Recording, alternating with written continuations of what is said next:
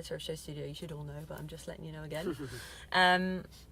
Yeah, we just hopped out of the Bianca Saunders presentation. It was in 5 Carlos Place, which is kind of Matches Fashion's creative hub.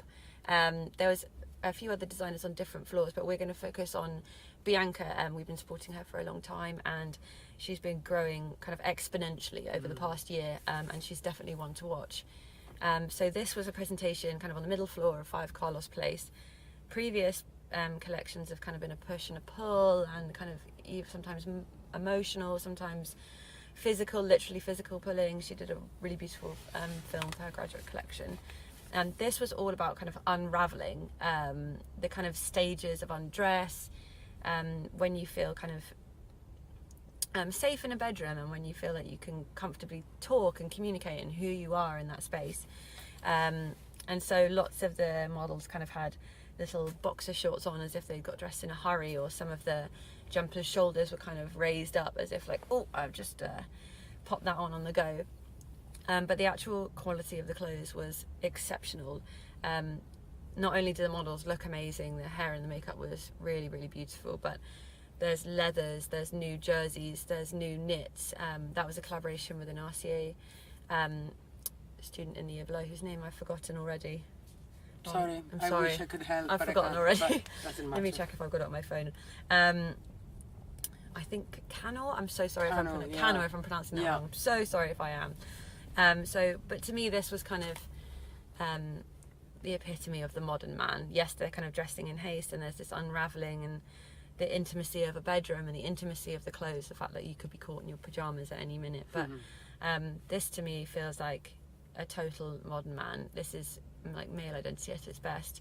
The fact that you've got a model in a kind of dress, a knitted looped hold dress, all the way to the knee, kind of legs spread, man spreading in it.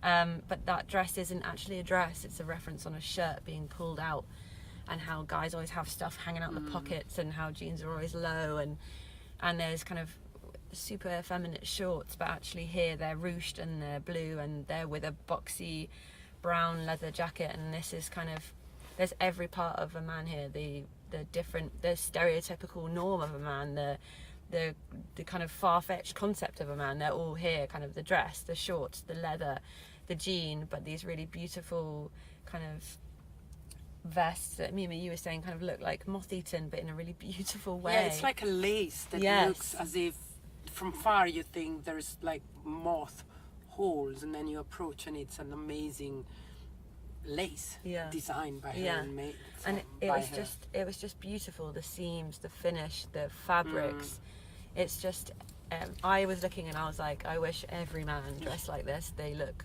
gorgeous, and if you're a feminine man or a masculine man or whatever, it doesn't matter. There was all these different avenues to kind of explore. I just thought it was absolutely beautiful.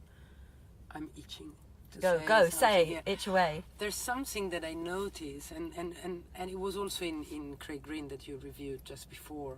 There is this sweetness and vulnerability and strength. So these were, the casting was as usual amazing, and they were very good looking, you know, handsome in the manly sense, men, black men, and yet they were so vulnerable in their bedroom, you know, as you say, in boxer short, and there was some sweetness to it that I think shows strength in emotions, as Craig was saying this morning. And the second thing I noticed is that Bianca, that we loved and followed for many collections now, she's really growing up. Yeah, she's growing up, and I've noticed it in all of London these 2 past days. There's a step up in quality. Okay, now let's mean business. Now absolutely, we showed you that we're creative. We showed you that we're great, but now we need to sell clothes. And so there's suddenly this.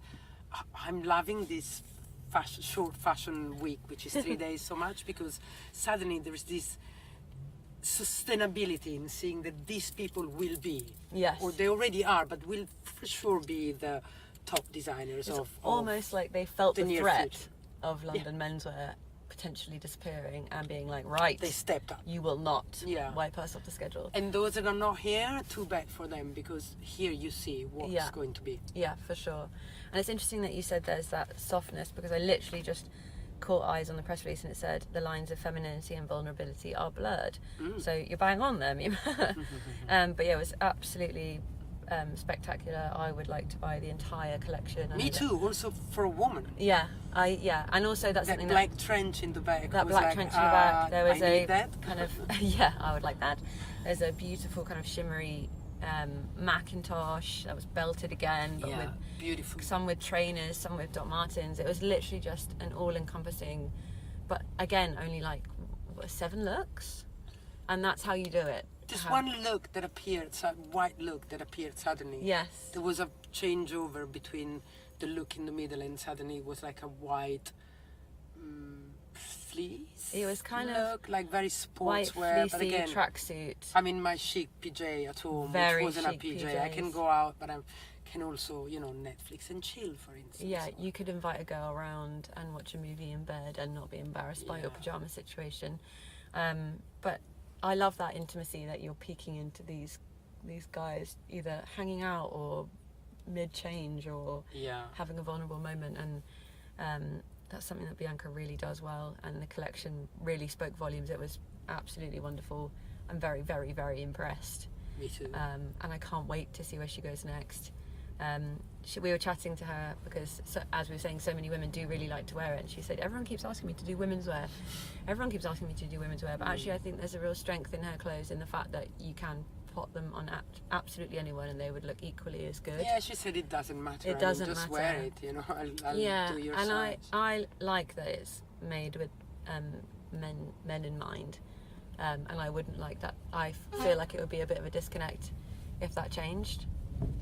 I would be interested to see where Bianca would go if she was designing with women in mind. I really like that she's always exploring male identity. There's a risk also always when you made your name in something that it's so, and she has a strong signature, and a strong, let's call it point of view, and then suddenly everybody's asking you, and so in a private conversation, and suddenly you start doing something that it's not really what you set up for, and then are you going to be that successful? So let's wear Bianca Saunders for men in the right size and let her do what she does well. But thank you for having me again in this. I'm really enjoying the ride in this. I'm glad you are. Amazing Phantom Rolls Royce. The Phantom Rolls Royce. I know, it's fabulous, isn't it? Well, Phantom, thank you guys for watching. Bye. Bye.